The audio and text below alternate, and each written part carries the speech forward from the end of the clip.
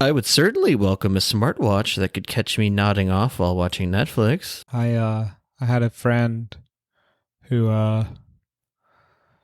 her dorm mate in university installed a what is an IR chip or whatever in her wrist so that she could wave her hand at their university door and it would unlock the mechanical door.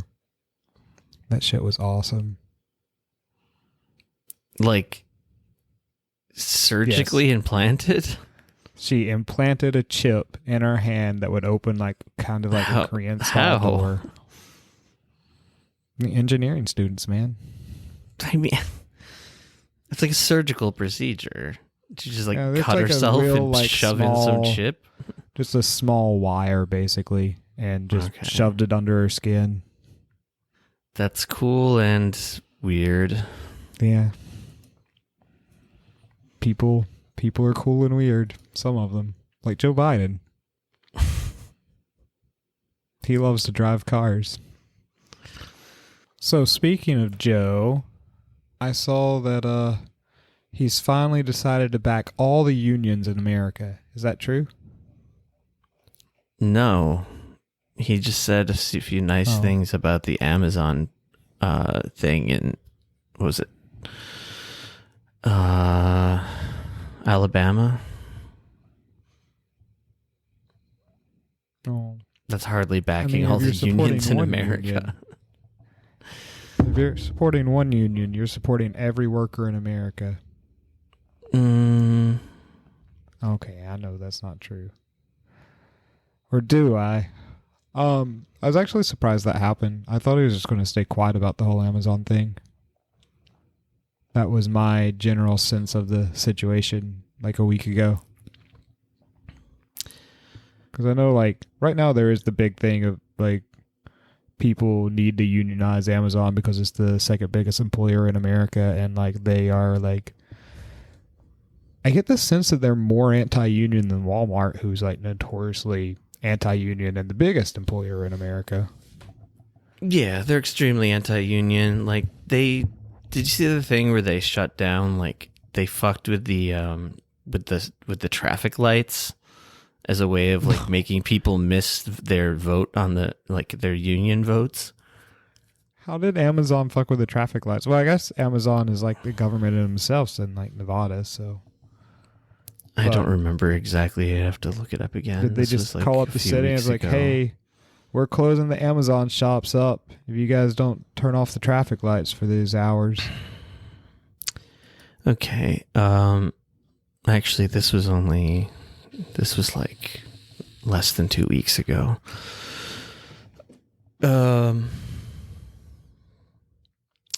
Amazon changed traffic light timing during union drive, county officials say. Organizers say the change made union efforts harder.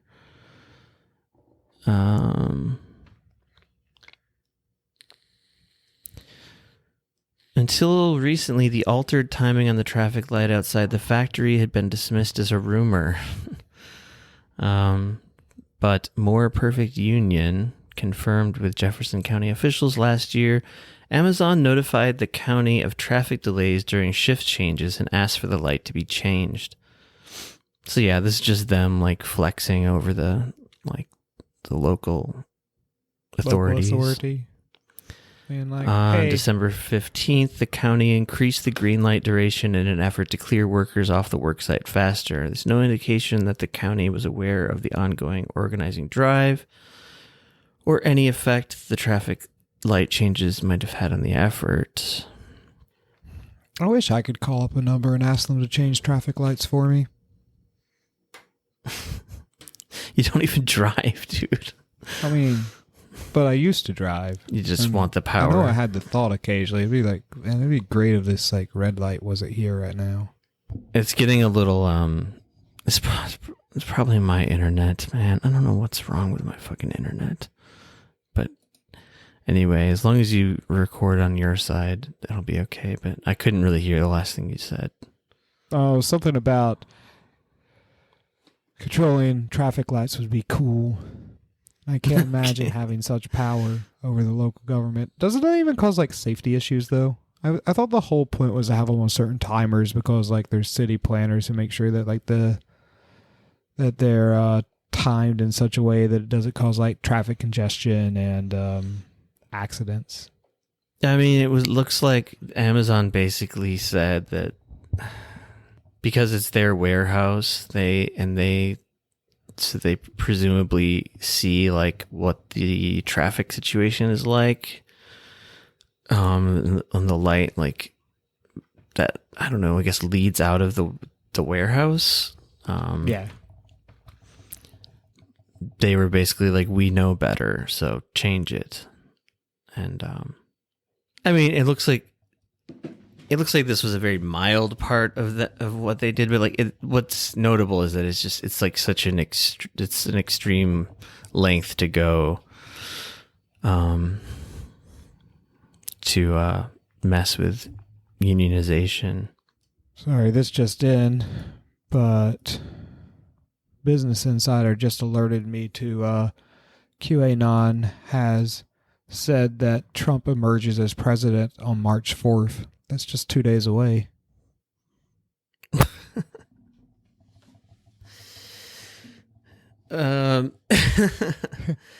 He did finally emerge from his silence the other day. And I think he even said he's still the president. Joe Biden's out. Did he? They've co-opted a new belief that the next legitimate inauguration date will be on March 4th. Some QAnon believers conclude that their conspiracy theory was a lie, but its most fervent followers aren't ready to give up on their conspiratorial beliefs, clinging to an absurd hope that former President Donald Trump will be sworn in at a later date. Using ever-shifting goalposts, the pro-Trump conspiracists have now set their eyes on March 4th. 2 days, man. 2 days, and we get to do a new election episode, I guess. Yeah. So he gave like the keynote address at CPAC. CPAC, the place with the big Nazi symbol. Yeah, that Nazi ruin, whatever it was called. They mentioned that here in this article. The stage at CPAC was built in the shape of the Othala rune, a symbol adopted by 2 units of the Waffen SS, a key instrument in Hitler's extermination of the Jews.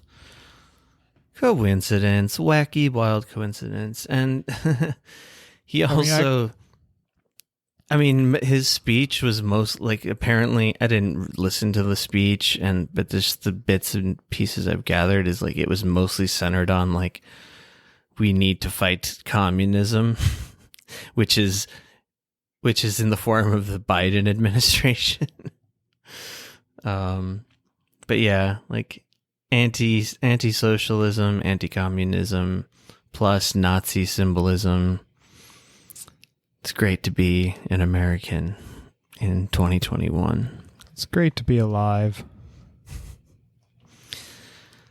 I think that we really are living in the most hopeful times. Go on.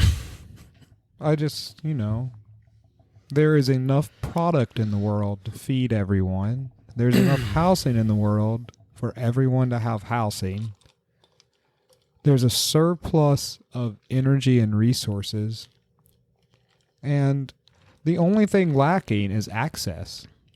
I mean, we've got everything we need. It's just... So, I mean, just one thing lacking. So that's just a little small thing to hope for. Access. Yeah, all we need is a massive overhaul in how the global economy is handled. Shouldn't be a problem. It's just one thing. It's only one thing on the list. Seems easy enough. I mean, it at least sort of like it sorts all of the fucking trash that's swirling around in my head into like separate, nice little categories at least. I've been told by people who are actually good at math. I'm not one of those people, by the way. That you have to break math problems into smaller problems to solve them. That sounds about right. So politics is the same way, right? We'll see. Um, I didn't actually listen to Trump's CPAC speech. What's the point? I mean, I don't just know. saw some previous headlines. I think I'd seen like lots of speculation from Russian Gate type people being like, "Oh my God, he's going to run again." And I think like his niece that hates him, I think it's his niece or is his daughter, Mary Trump, being like, he's going to run again just to make money because he made a lot of money from the last election and he's a grifter. Like, yeah, that's probably true. He probably will run again. And with the way things are being handled with our savior, Joe Biden, he'll probably win. Oh, yeah. I think if there was a rematch, I mean, I don't think it matters who runs against Joe Biden or Kamala Harris next time. Like, they're going to fucking lose. I mean, the Democrats are not going to win. Like, they kind of sealed their fate with the $2,000 check, fuck you, at the very beginning.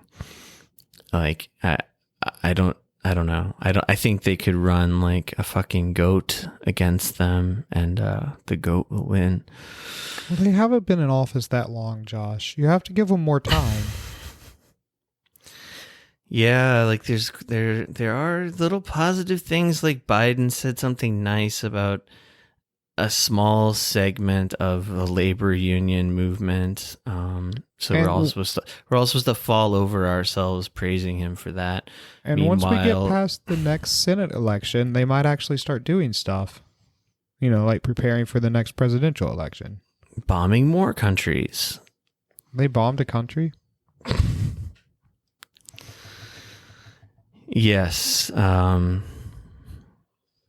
They did. Well, it's a problem, but nobody seems to care.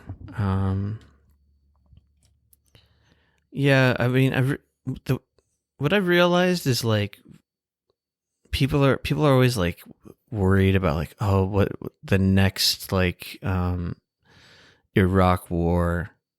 Like, we've already had like 5 of those. They just look a little different, like on the surface level. Like what we're doing in Syria is really basically the same, except we don't call it a war. We don't make it doesn't look like a war on our nightly news.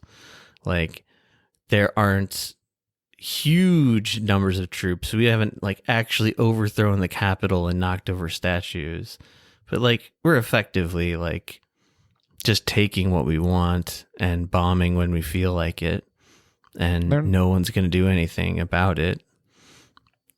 As far as I know, they're not allowed to show that type of stuff on the nightly news anymore.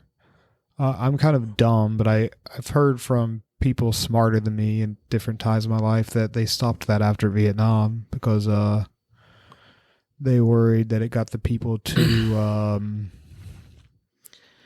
active against the U.S. government. So, hard stop on showing troops fighting and people being dead on the news. I don't really mean that. I just mean like the way that the Iraq War was shown, like. Oh, like when we were kids? No, like, well, that one. Well, I mean, they showed bombing and shit in that, but like, I'm not talking about the violence. I just mean like the way it's presented, the way the war is presented. Like, we are at war, and then like cut to footage of like tons of troops with guns like rolling down some road. Like, that's not what you're seeing when you hear, if you hear anything about Syria on the nightly news now, which is like you basically don't. Yeah, I imagine. And if you do hear anything, it's like it's one-sided. It's the imperialist side that, you know, and that's it. America is liberating the Syrians because they want our liberation, and we're happy to give it to them. America blowing up people that are successfully fighting ISIS. That's what people don't seem to put together. Like, we're just like nobody has a fucking like no people. I mean, I'm not trying to say like. I mean, I need to read up more about what's going on, but like I know enough to know that it's fucked. and that it's just imperialism. It's just, I think, like, the government realized, like, oh, we can't do it the way we did things in Iraq anymore. We have to go back to that, like, sort of silent warfare, where we're not making a big show out of things. And, like, I mean, to me, the big story about, like, the recent bombing. So, like, okay, it killed 22 people, and it was a retaliation. And what were we retaliating against? We were retaliating against a missile that came near, didn't kill any American troops at all, or I think it, like, maybe injured one guy. One scratch on America is worth 22 lives, if I've ever heard But guess where that soldier was? He was in Iraq, in a country he doesn't fucking belong in, doing imperialist shit. He's like, hey, I'm over here fucking with this country. You can't throw a missile at me when I'm fucking with this country over here. Now we're going to come fuck with you too. I mean, that's just basically what it was. So boil it down really, really, really, really reductively. But, like, it's also not like, oh, it's so complex. It's all this international relations shit. They literally called it a retaliation. And, like, the new Secretary of Defense, I keep forgetting his name. Austin. Is it something Austin or Austin something? That's basically what he said. He's like, well, we knew we killed the right people because they're the people that messed with us in Iraq, and it's all good. It was a good, clean kill. Lloyd and Austin. Like, people are just fucking, like... Anyway, I started off saying the thing that I think is most interesting, but then I got totally trailed off. But is the reactions from these gullible fucking Biden heads, whatever you want to call them, like, it's sickening. Like, there were a few, like, infamous tweets that came out. I don't know if you caught them or not, but they were just not. Oh, okay. Well, you have to see these, man. I mean, it's insane what some people said about us bombing a country.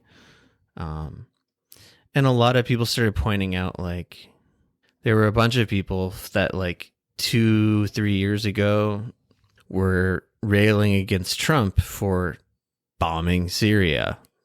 And they're like, how dare you, sir? This goes against all the international treaties and whatnot, and international law, and even it's unconstitutional, which is all true. There is this thing that was developed, like, in the Bush era. What's it called? It's basically the president can do whatever the fuck he wants with the military rule. I'm forgetting the name at the moment. I think I've heard of this. I can't remember the name of it right now, but, like, in any case, and then people get sidetracked on, like, the legality of it all, like which obscures the morality issue. Like, is it right or wrong what is being done here? Forget about, like, the legality for a second. And I mean, it is illegal. President's constitutional authority to conduct military operations against terrorists and nations supporting them. I was going to say nationals supporting them, but I guess it's the same thing. I think that's what it has a name though. It's like a four-letter acronym. AUMF. That's what it is. That's what I was trying to think of. They're so fucking long. Which means authorization for use of military force. Okay. Yeah, that was just, like, created, of course, like, right after 9/11. But anyway. I don't know a lot about QAnon, but I didn't realize that some Q people think that Ulysses S. Grant was the last valid president of America. Those people are too fucking dumb to live. Okay, here's what someone said. Jenny whatever, I don't care what her name is. Her whole Tetris. identity is being a Jewish lesbian, and she's some sort of college professor. She wrote a very long tweet thread, but one of the significant things on it was, to Americans living plush lives of incredible privilege, Biden's facilities look like... Oh, shit, I got this confused with another issue. God damn it. What? I got this tweet confused with tweets about kids in cages.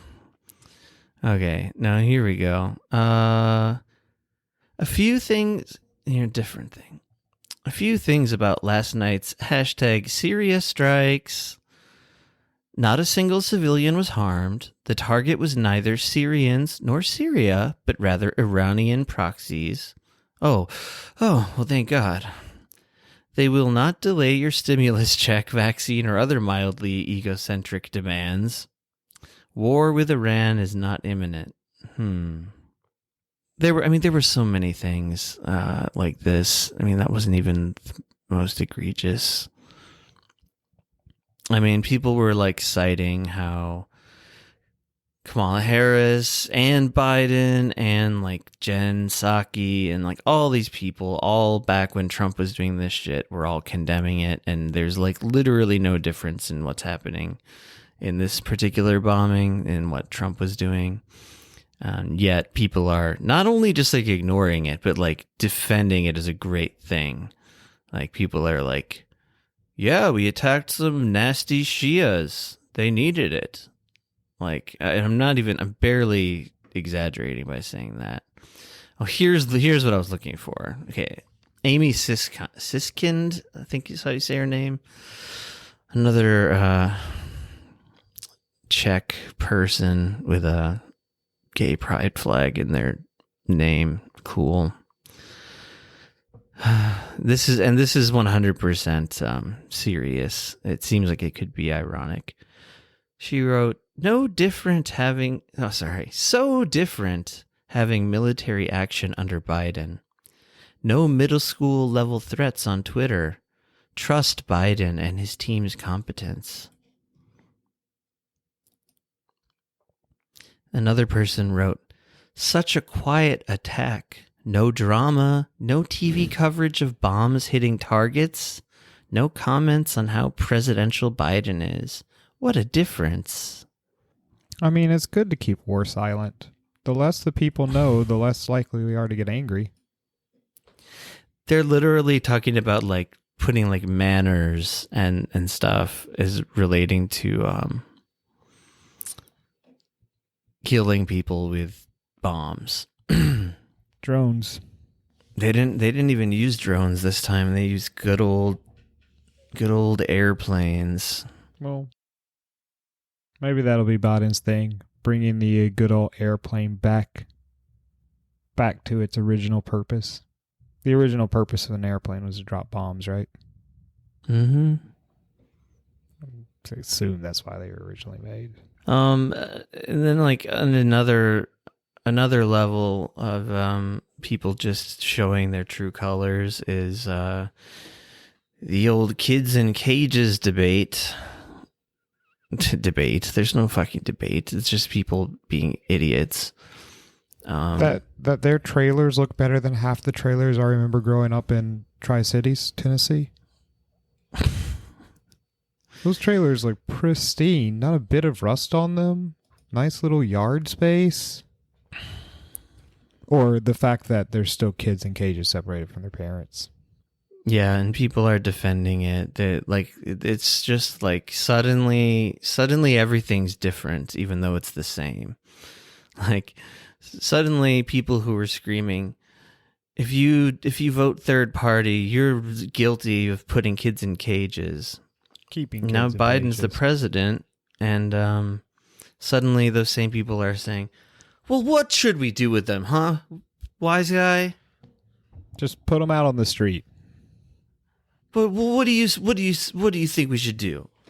It's like, well, what was your answer to that before Trump was out of office. It's just, I don't know. It's tired. It's just the same. It's just more liberal hypocrisy. But it's just, it's like never ending, and it's like only going to keep going. It's almost like our only choices are Coke and Pepsi forever. Yeah. Until the end of time. And people will say, no, this one tastes totally different than that one. It's sweeter. They both taste exactly the fucking same. And are the same.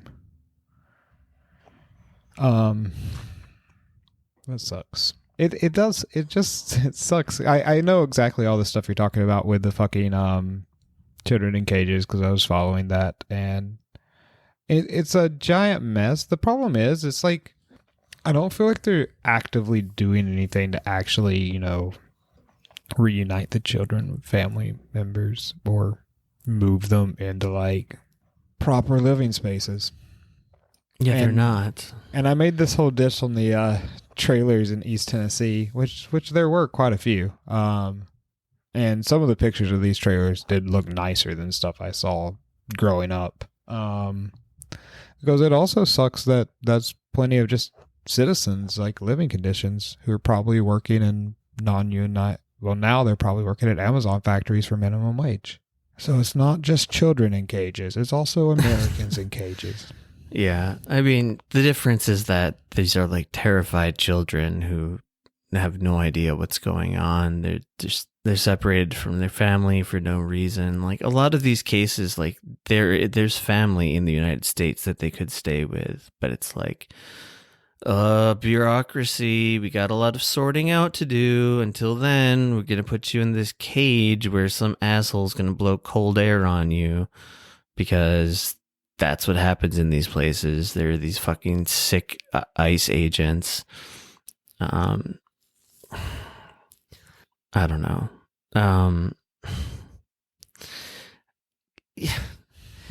Even AOC can't get her fucking shit together, man. She won't condemn this stuff. And I'm sick of like seeing these pictures of her like wailing and gnashing her teeth at the fucking detention center while Trump was in office. And then you cut to that, to like what she's saying about it now. And she's just like this very measured, like bullshit response. Like, here's like all, and she's just silent on all this stuff. She hasn't had a word to say about Syria. And all she said about this kids in cages situation. One short-term shift is requiring influx facilities with children to be licensed. So now they're influx facilities. I mean, just the language changing. Like we talked about a couple of weeks or I don't know, months ago. Like Medicare for all now. Forget that word. It's called accessible healthcare. Green New Deal? No, we're talking about environmental regulations. Kids in cages? No, it's influx facility. Another issue, she says, is whether these services should be contracted out the way they are. Oh, is that what the issue is? They're all just fucking technocrats. It's all just technocrat language. She's supposed to be the great symbol of progress in Congress, and she is just as fucking sleazy as anybody. But if we let people have power, I don't know. Fuck the squad is what I'm trying to say. I'm so tired of them. I'm fucking so tired of them. But Josh, you know what? I heard literally the best people in Congress. So what? They suck. It's like, who are the best fucking Nazi guards? Who's the best serial killer? Like, if you're the best at something that sucks, I don't give a shit. So maybe you have to figure out how to get people into government who don't actually want power. Which is catch-22. I heard an analogy that I liked the other day from I just got done working. I can't think. Dave Anthony, the guy from The Dollop, It resonated with me, and like it's a really simple analogy, but he talks about how, like, I don't know, he's kind of like me, I guess, like in the podcast dynamic. He's also on a podcast with one other guy who doesn't yell as much, but he's like, I'm sick of like people saying like, oh, liberals are just like you, except, you know, you're just not as far left. And it's like, no, they're my fucking enemy. But like, that's not the thing. That's not the analogy. The analogy, though, is that people on the left and then liberals, we're trapped in like a cabin together, and outside are the conservatives, the Republicans, everybody else to the right. And they're all fucking like werewolves. And people say, "Oh, why don't you criticize the werewolves?" It's like, well, I. And his point, anyway, I'm not saying it as succinctly, was that the liberals have all the fucking silver bullets, and they're not handing them over to us, and they're just not getting used.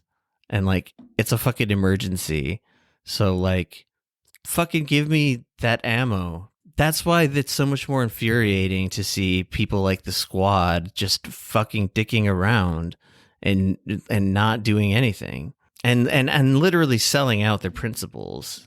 Like, to put, like, it's not just, oh, they're trying their best and failing. Like, I think it's worse than that. Yeah, I'm not sure. I agree with all that. But that's the reason why it's like, why am I going to spend my time like listening to Trump's speech or whatever? Like, what am I going to do about people that believe QAnon? You know, like, I'm not going to like have a rational conversation with them. But then, like, when I get even more negative, it's like, well, I'm not going to be able to I'm not going to be able to have a good conversation with blue anon people either, because they're like just as irrational, just about, you know, Russian conspiracy theories and shit.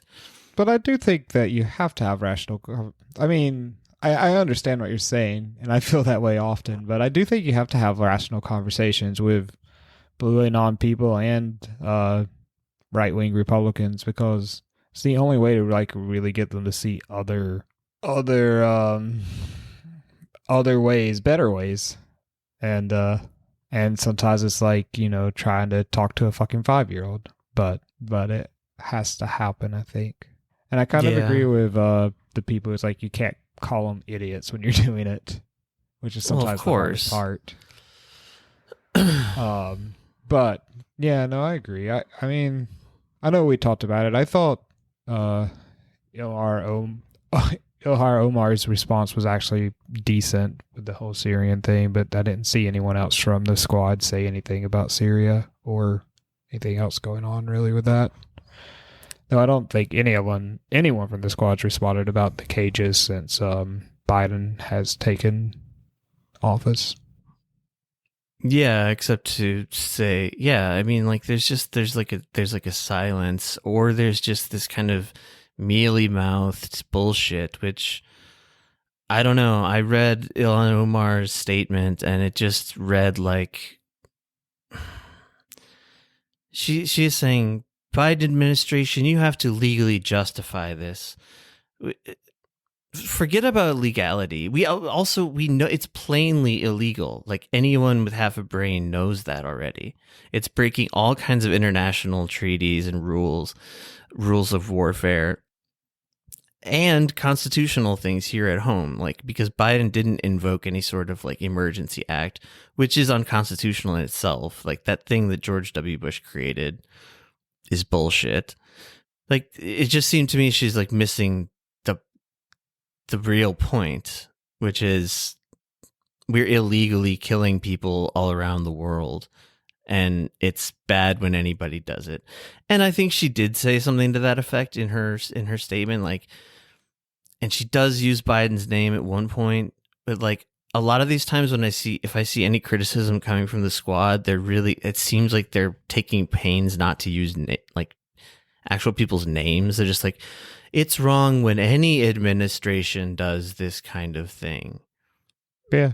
It's like, there's power in calling out someone by name and saying, Kamala Harris is the reason we don't have that $15 an hour minimum wage provision in the bill. Just saying it plainly, because that's what it is. And I guess that's another thing to talk about. Like, it looks like the country was introduced to a position that nobody seemed to know existed for the most part. Did you know what the parliamentarian was in the United States government before? Not until very recently.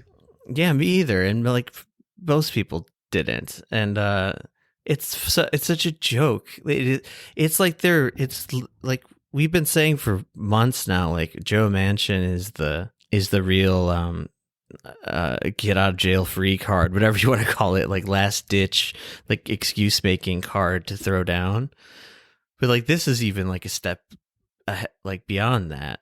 But like the thing is so this parliamentarian person, they single-handedly stopped the $15 an hour minimum wage thing, which, by the way, is the most ridiculous, bogus thing anyway. That it wasn't going to hit $15 until 2025 is basically useless anyway. But like, we can't even get a useless like lip service bill passed. I mean, you don't want to get people's hopes up too much, man. How are you going to get votes if you can't promise them things and then take them away at the last second? The best way to get votes is you dangle the carrots, and then you withhold the carrots because you have to. You have to be able to promise something next election when things get even worse. And you're like, well, we don't have many carrots left, but we can give you these old carrots, these old moldy carrots. Could you imagine making $15 an hour? That'd be like making $7 an hour. Can you imagine making $15 an hour in 2025, even though $15 an hour is already like way below like a starvation wage? Yeah, that bill would have raised the minimum wage. I don't remember exactly when. Definitely not like immediately. And it was going to raise it to like $9 an hour. And then it goes to like 10, 11, 13 or something. And then finally hits 15 in 2025. There's like 4 like cycles of it gradually being raised. And as if it's like, as if like suddenly having a $15 an hour minimum wage is going to like upset the whole fucking economy. It's just such a joke. But even the worst joke is that like there are people defending Kamala and being like she's doing the right thing. So it's like, how? She's just being logical. She's just making sure that small businesses don't go out of business. How's grandma going to pay the worker at her convenience store? I mean, she's barely in the black, man. She suddenly had to pay her workers a livable wage. That'd put the company in the red. What about that? Money is fake. We can centrally plan an economy, but we choose not to. So, yeah, I know. And people are saying, oh, the prices, blah, blah, blah, everything will go, prices wouldn't go up. Economy. Prices wouldn't go up. They probably would. I mean, you want to pay $20 for a hamburger? Blah, blah, blah, blah, blah. I think it directly would hurt some small business owners. That's one of the only. Not if the government steps in and does its fucking job. Oh yeah, no, I get that, which is what it should do to begin with. So speaking of good things on Capitol Hill, and this is like very loosely good, but I was just reading about it. Of course, it's very loosely good. But I did say that today that Bernie Sanders and your all-time favorite pet snake, Elizabeth Warren, put forward a proposal in Senate for a 3% annual tax on wealth exceeding $1 billion, which would be one of the biggest taxes on like the ultra-wealthy ever proposed, and a 2% one on every on people for every $1 million they have. So like, 2% for each million. I'll have fun warming my hands by the fire that bill is starting. Yeah, it's probably not going to pass. It looks like it's already got opposition from both sides. Of course not. But it wasn't just Warren and Sanders. There were some other like co-sponsors of the bill. You've got Sheldon. You got Sheldon Whitehouse, yeah.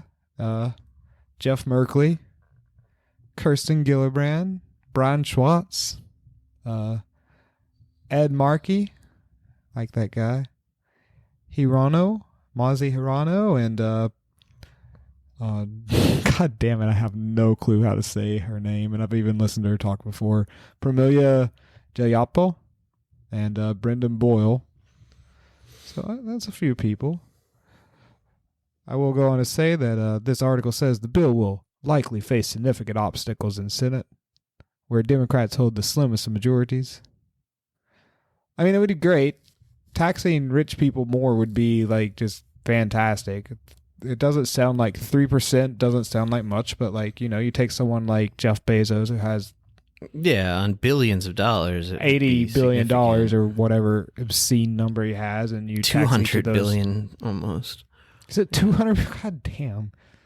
Yeah, I think I even said this on. I even looked this up on the podcast once.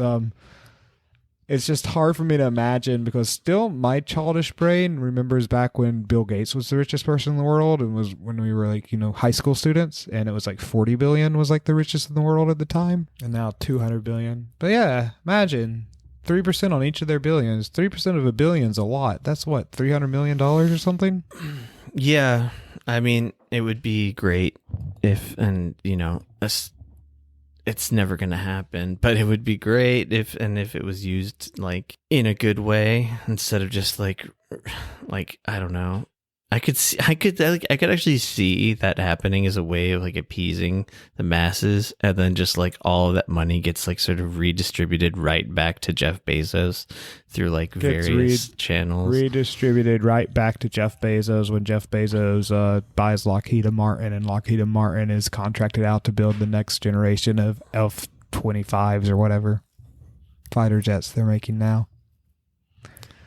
Yeah, I was seeing something the other day about, I think it's the F-35. Like, was that the one that's basically can't fly because that's the one that everyone, like the most expensive plane ever? Yes, the most expensive, something like that. But like people just like people in the military now are just admitting like this was a giant waste of money. But you know, whatever. Yeah, each plane's $2 billion.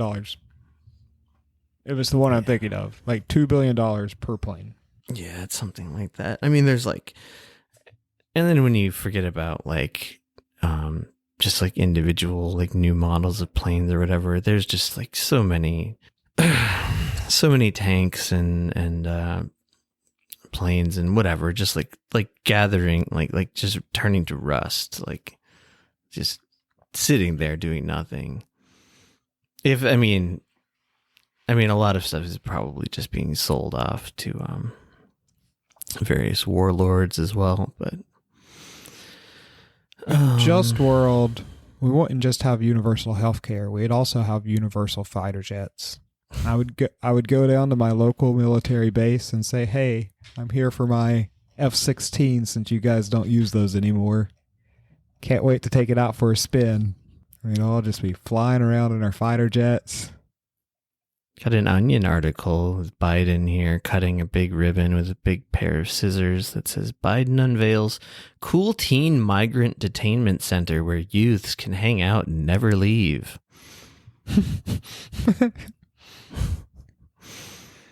So you're going to call it Neverland? Little St. James Neverland Ranch. Kids never stop flying. Yeah, because they never land. Have you seen these pictures of kids going back to school wearing like these like tents over themselves, basically? No. Oh my God. I'm going to send it to you. Like Bubble Boy? Just like dressing your kids up in like giant bubbles? Kind of. It somehow looks even dumber. I saw people like wearing these who were like handing out coffees to people in like a drive-through line. But this is a picture of kids doing their band practice at school, but wearing these giant things. The kid playing the tuba is the funniest. Oh, I saw this picture. I did see this picture. I think it would be great to play tuba in a in a tent. I mean, you're in a band. Why don't you guys get some of these? I think it would be hard to play a drum set. So just put a tent over a drum set. You're going to need like 3 of these green things. Tommy would refuse to get in his tent. Of course. Robot police dogs. Hear about that? I did hear about the robot police dogs. They look just like the dogs from RoboCop, too. And RoboCop how 2 there's was like the one with the dogs, right? There's like some sort of PSA going around that shows you how to like shut them down if they become aggressive. Do you see that? No. I did not see that. Yeah, there's like a switch on its like, I guess it would be its chest, its abdomen. Let's see. If you or someone nearby are being brutalized by a police spot robot and can get a hand or something underneath, grab this handle and yank it forward. This releases the battery, instantly disabling the robot. Keep your hands away from the joints. Spot will crush your fingers. And it shows like a little like manual of where to pull the lever. So, yeah, if you're being mauled by the robot dogs of the future, you can shut them down. Maybe. Those things like always look terrifying to me. Those like the MIT like robotics department. They've built a lot of these like robotic sort of animal. Oh yeah, Boston Dynamics. They're like the really Boston famous. Dynamics or whatever it is. Yeah, like I think we saw the video of them like dancing. It was like terrifying. Oh yeah, the dancing robot video. It's fucking great. That's the don't victory like it. dances they're going to do whenever they take over the world, man. It really I don't know. There's something about the movement of it that really disturbs me. It's gotten so much more lifelike too. I can't quite put it into words. But it's like uncanny. It's like it's uncanny valley stuff. It's definitely that. It gives me the fucking creeps. One day you won't be able to tell them apart from normal humans. Once they get the skin grafting going, the good skin grafting. I mean, by then I'll be like, holy shit, I'm still alive. Like I'll be like just amazed that I'm still alive. I remember when I was broke I think enough we're pretty far off from that, but who knows? I don't know. I remember when I was broke enough to sell plasma in university to, have beer money or bar money. And it's great. You sell your plasma, get some bar money, and you sold plasma earlier that day, so you don't have to drink as much to get wasted. But then you drink as much anyways because you have $60 in your pocket. But I can totally $60. I used to sell plasma too. I never got that much in one I think it was go. 60. I would get like 30, like max. Maybe it was 30. I don't know. know. I mean, sure, there's different rates at different places. I don't know. Maybe my plasma is just extra good. I'm just picturing I'm picturing skin grafting centers where you come in and you sell your skin for the robots and they pay you like a minimal fee to pull a layer of skin off of you. I think it'd be cheaper just to kill people and take it. But yeah, that would be kind of funny in this really fucked up way. Speaking of fucked up, how do you feel about these children selling lemonade to cure brain cancer? I feel like it shows our the gung-ho American spirit of The ingenuity of our youth. Yeah.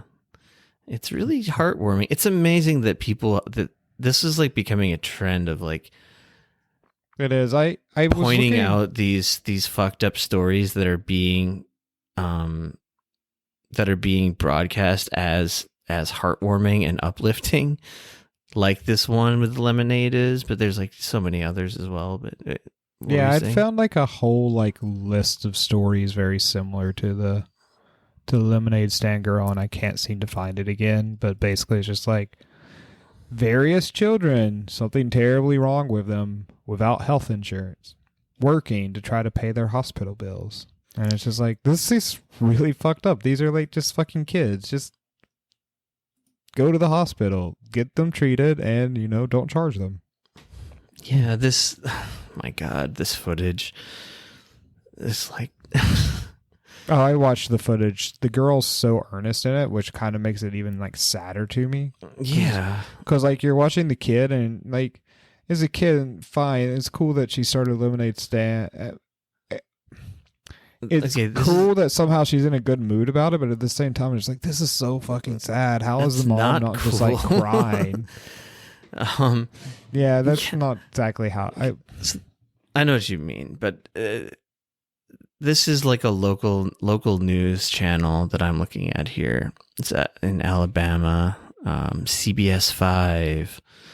The headline reads, "I hope I make it," in quotations, because that's what she said. 7-year-old Alabama girl selling lemonade to fund her own brain surgeries. Savage's Bakery in Homewood is now serving a new kind of lemonade, a special concoction customers won't find on their regular menu. Lisa Scott, the 7-year-old daughter of owner Elizabeth Scott, has set up a lemonade stand inside the bakery.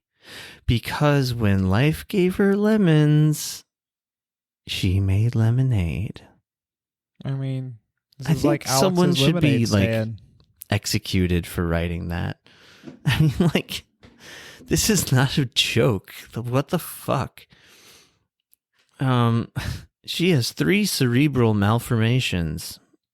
Yeah, like she's going to die. Like, I mean, I'm no doctor, but like, it looks very grim. Like, just reading like a little bit of what her mother is saying, and yeah, like you said, the mother is like not optimistic, and like the daughter is having to like comfort her mother and be like, oh, like it's gonna be okay. But also then like the little girl is like, no, wait, here's what she says. She says like, no, I'm sorry. The little girl's actually she's acting more normal, like a kid would be, like terrified. She says, I can't handle it, so I hope I make it. My mom keeps saying I'm going to, but I feel like I'm not. And Air Culture is having her sell lemonade. And saying, isn't this wonderful? They're like celebrating it. Instead of like, any story like this should be like screaming bloody murder about like the injustice of the state of medicine in this country, or access to medicine, whatever you want to call it. And like, that's not mentioned once, of course, in these kind of articles. Nothing about health insurance. Sometimes. Oh, I know. It does say her mother purchased additional insurance. So yeah. It's like she's going doubly broke now. And I imagine because she purchased it probably after the brain tumors were found, that she had to pay for, rates for pre-existing conditions, which are generally much higher. Well, yeah, probably. Although, didn't the Affordable Care Act put an end to that?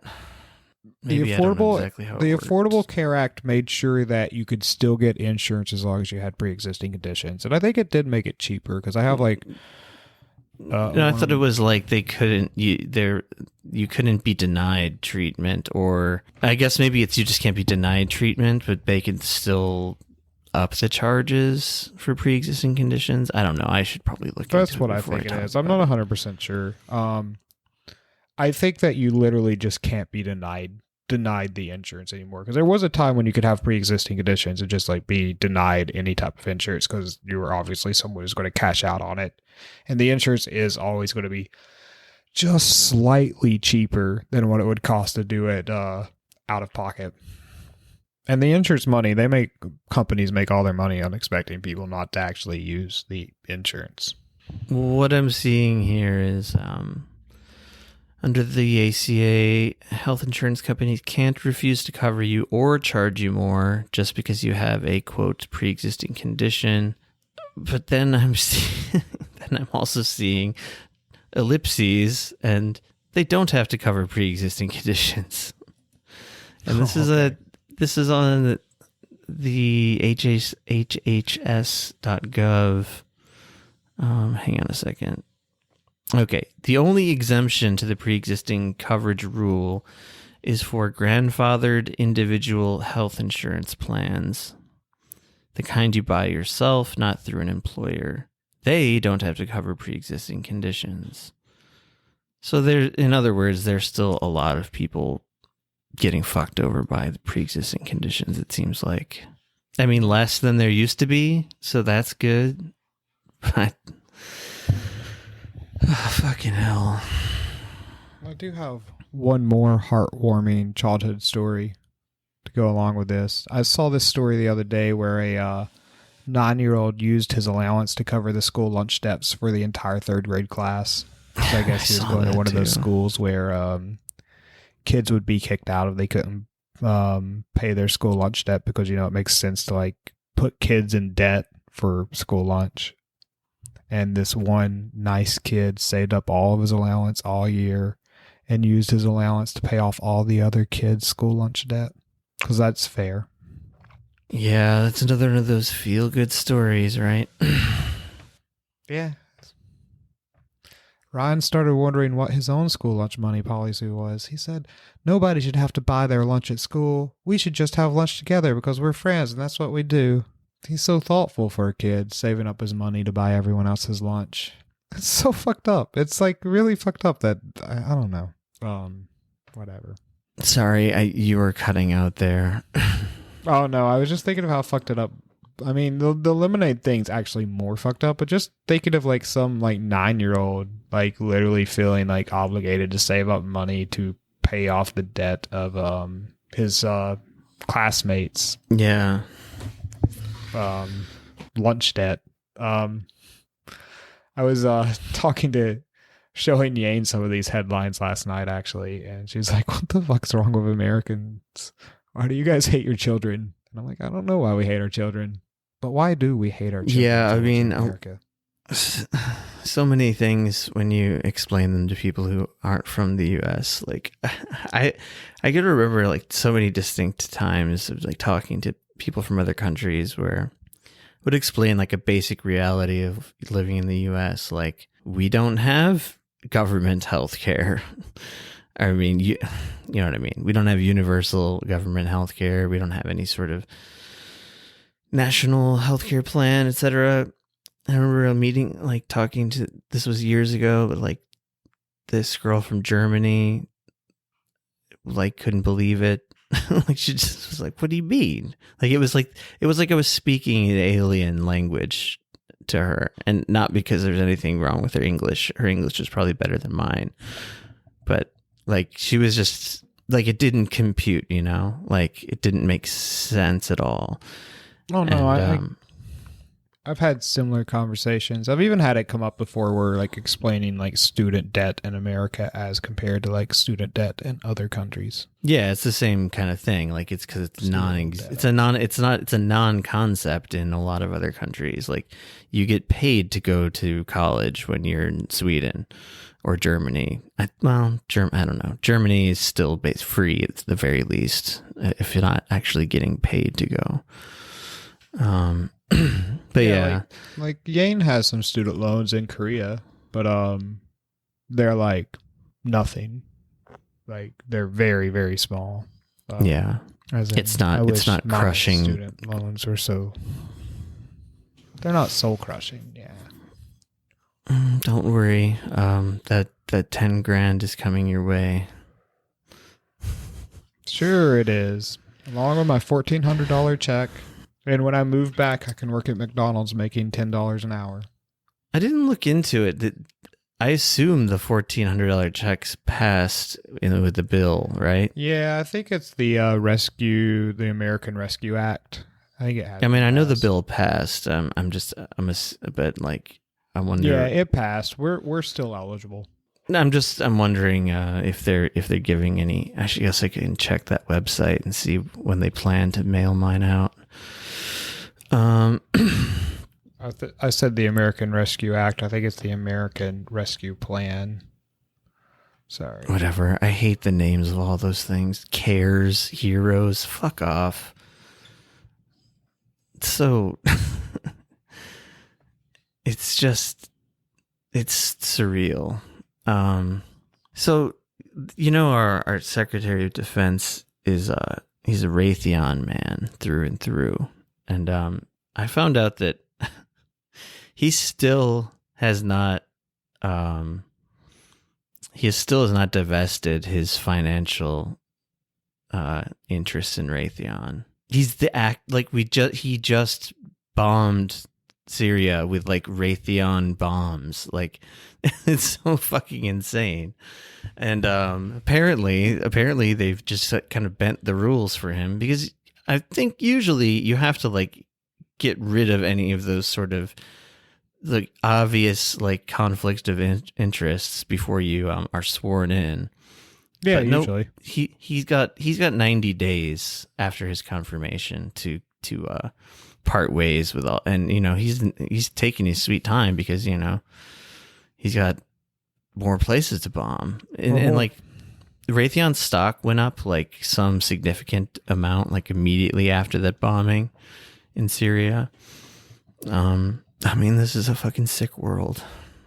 And yeah, he's just banking off of Raytheon right now. That's all I have to say about that, I guess. Well, I think that, things are just getting more fucked every day, and eventually we'll be so fucked that I have no fucking clue. I want to say we'll be so fucked that people finally get angry enough to where there's like, we can't do this anymore. We're mad as hell and we're not going to take it. Everyone comes out of the streets with their pitchforks and like runs. I think there's going to be a lot of. I think we've already seen that, like moments of that, right? But it's not. I mean, the Capitol riots were kind of that, even though those aren't necessarily the people with pitchforks that I'm imagining. But I mean, that's what that was. It was like a very weak express. I mean, it's an expression of something similar, even though it's like. No, it's people disgruntled by the fact that they were promised change and didn't get it, which is just going to happen more and more, because it just seems to keep happening that there's this promise of things getting better and they don't really seem to be. Like, certain things are getting better, like, but it's like just so slow and incremental, and like at the cost of just lives elsewhere generally. Yeah, I mean, I don't think we'll see a like a quarter of the country all in unison doing a general strike or storming the Capitol, or whatever, like going to Washington, the way that is going on in India right now, for example, until look at the difference, right? I mean, India, like large percentages of India are basically developing world. And even the people are suffering in America. I mean, it can always get worse, I guess, is what I'm saying. And yeah, I don't know what it's going to take either. I got no plans. I mean, I feel like I know in theory what needs to be done, but actual like practice, I don't know. I have no idea. Often I don't even know. Like, I have theories on what needs to be done, and then I'm like, I don't know exactly what I can be doing, which makes me think, am I just a fucking coward? Is it just like because everything seems so insurmountable at times, like action. Yeah. Is that just the system grinding us down? Here's what needs to be done. Let's give Biden a chance and the benefit of the doubt. He stepped into a country in crisis and a federal government in disarray. We can't accept our president. It's supposed to say expect. We can't expect our president to be perfect. Having one who is earnest, honest, compassionate, and competent is a damn good start. That's the same lady who said the thing about like, this bombing was so quiet and neat and polite. I'm sold. Yeah. I'm sold. You're right. We just need to go buy them more time. I mean, old men are slow, and I feel like I've been rushing him for no reason, and I will not let that happen anymore. looks like Cuomo's going down, but like again, like even this thing I want to take joy in is like this sort of catch-22, because the reason he's like going down now is because two women have come forward and accused him of sexual harassment. And yes, of course he should, like, there should be some consequence for that, of course. But like, why weren't the thousands of people that died as a direct result of his, not even incompetence, like his knowing, his willful actions, that wasn't enough to get like liberals worked up and say that he deserved any sort of punishment? But now that like people can sort of like put their Me Too hats on, it's like open season on Cuomo. I mean, I'm happy to see him go down for whatever. But I saw Nathan Robinson just tweet, Governor Cuomo killed more New Yorkers than Osama bin Laden, which is something to think about. It's one way to put it.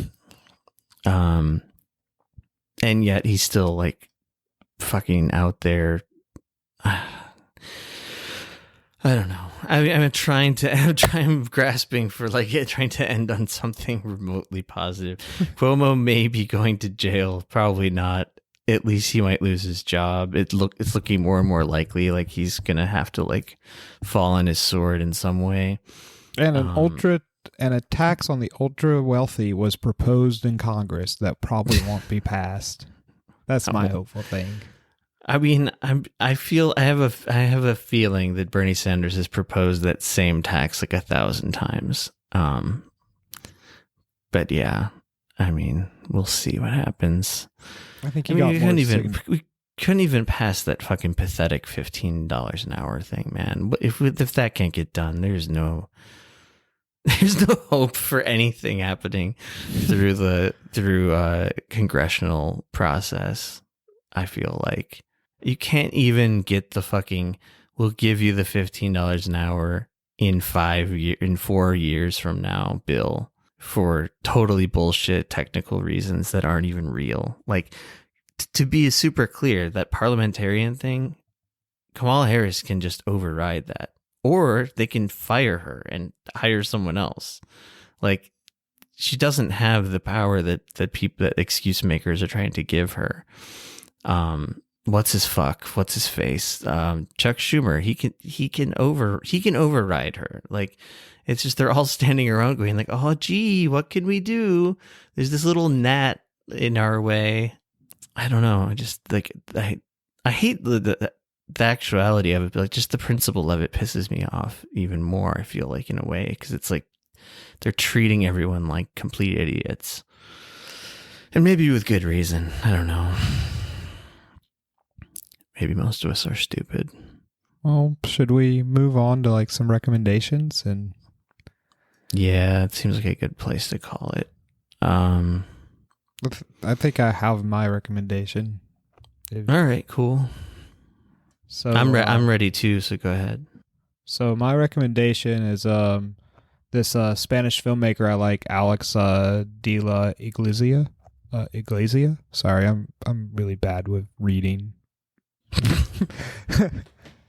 He's got this new HBO Max series. It's a Spanish language series, which is fine, called 30 Coins. That's sort of this like Lovecraftian terror series, but it's set in this like small Spanish town, and it's about these like malevolent, just like evil Christian forces try to take over this small town.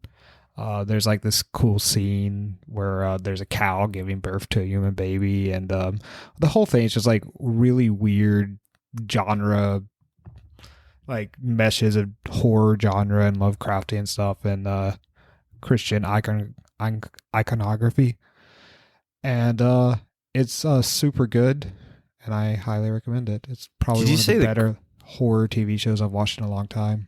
Cool. Did you say the Christians were attacking the village? Oh yeah, they're the bad guys. Okay, I'm on board then. They're totally the bad guys in it. It sounds interesting. I haven't heard of it. I haven't heard of this person either, I don't think. You may What have they seen done? Anything else? Have they made any movie, movies? The Day of the Beast, which I've heard of that. I don't fucking really know. Amazing movie. He also did the movie The Bar. Don't know. The Day of the Beast is like super good. It's like a really is it all weird, horror like, genre horror stuff? Yeah, it's mostly all horror genre stuff. A lot of his stuff's like basically end of the world horror stuff. Sounds good. I will also recommend a movie, actually a trilogy of movies. Yeah, I'm going to recommend the Vengeance trilogy, which is pretty famous. It's the Park Chan-wook or Park Chan-wook. I never know how I should pronounce these names anymore when I'm on the podcast. Who am I talking to? Yeah. I mean, I know how to pronounce it in English and in Korean, so whatever. The guy that everybody knows who did probably the most famous Korean movie, until Parasite, I guess, Old Boy. And Old Boy is the second movie in the trilogy. I feel like a lot of people know Old Boy, but I think a lot of people don't know the whole trilogy, or that it's part of an unofficial my favorite trilogy. Is Lady Vengeance. I was thinking about what my favorite was too yesterday when I watched all three of them in a row without any sort of pause in between, which was kind of brutal to watch all of them without. Yeah, they're each like 3 or 4 hours, right? They're pretty long. I don't know. I think they're like regular. No, actually, me and Haewon both kept noticing that we were like during Old Boy and Lady Vengeance, we were like, oh shit, it's already to the end. Like, it kind of went by quickly. I don't think they're very long. I think they're kind of normal. Oh. Probably around 2 hours each. For some reason, I always feel like Korean movies have really long endings. But the endings are like long set pieces. That's true about probably all three of these movies. But yeah, I had never seen the first one before though until yesterday. I'd never seen Sympathy for Mr. Vengeance, which is the first one, and I was almost feeling like I like that one better than all of them in a way. But they're all so good. It's like kind of hard to say, but I mean, I really liked the first one. I have such a soft spot for Old Boy because it was like just a movie it was the first one I saw of all those movies. Yeah, me too. It was popular, and like it was just like basically unlike anything I'd seen to that time, and it's actually kind of incredible how much it's inspired a lot of modern cinema when you really like pay attention to it. Like the hallway fight scene has been aped in so many other movies. Yeah.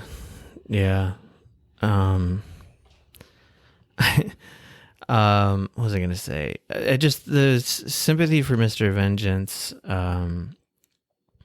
I think that was his first like more major movie. But sort of in relation to our podcast, like it's got the most like overt like socio-political themes going on in it. I feel like, there's so much like about people living in poverty, and I feel like because it came out in 2002, and like there was the whole IMF crisis in like the late 90s that affected Korea a lot, and I don't know. I think Park Chan-wook, like I've read interviews with him where he's like says explicitly like the violence in his films, like he wants to be seen as like metaphor for like political, social, economic issues and things like that. But anyway, I'm rambling. It was good to watch all of them, and Lady Vengeance, I realized, is like so stylized in a really cool way. I mean, they're all stylized in interesting ways, but Lady Vengeance is probably the most of the three. And they're all fucked up. They all have fucked up things going on in them. Yeah, they are. I mean, all fucked up. Old Boy very much does. And Haywan told me that Lady Vengeance actually came out of wanting to give the main female character an old boy Mito, is it? Anyway, she doesn't really get there's not much payoff for her at the end, we'll put it that way. So like Lady Vengeance was supposed to be kind of like a spiritual like continuation of her, like, I don't know, getting some sort of vengeance, as you will. But yeah, it's a great trilogy, and I had seen the last two a couple of times, but I'd never seen the first one for some reason, and I was pleasantly surprised by how good the first one is. And the main character doesn't speak at all, which is kind of it's not necessarily an easy thing to do as an actor when you're the main character and trying to convey a ton of emotions. He doesn't speak because he's deaf. And, yeah. Anyway, yeah, watch some stuff. Shall we tell people to go to our website? Yes. Go to our website. Leave a comment. Thank you to the it. guy who left us a comment on Twitter. Yeah. Thanks. Thanks, friend who also lives in Korea. I forgot where. Somewhere down south, sort of near Busan. Oh, okay. Anyway, shout out to you. Sorry, I don't have your name or anything pulled up. Yes, we're also on Twitter at Heat Death Pod. We Website. like interaction, even if you tell us we suck. I mean, we don't really like that. Even if you want to comment on me being sleepy, that's okay. Or I'm me. working on it. We're oh, Jesus. Just the word sleepy made me feel sleepy. All right. Let's say goodnight.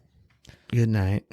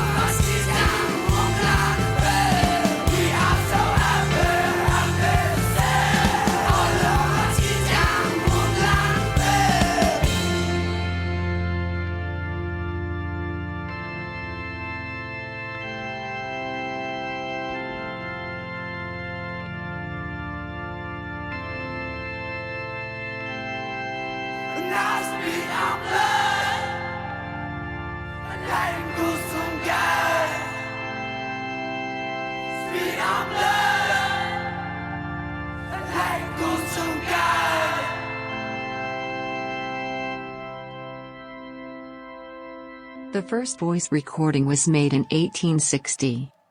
It was a 10-second fragment of the French folk song Au clair de la lune recorded by inventor Edward Leon Scott de Martinville. But who will make the final voice recording and when? What will it be? Who will hear it?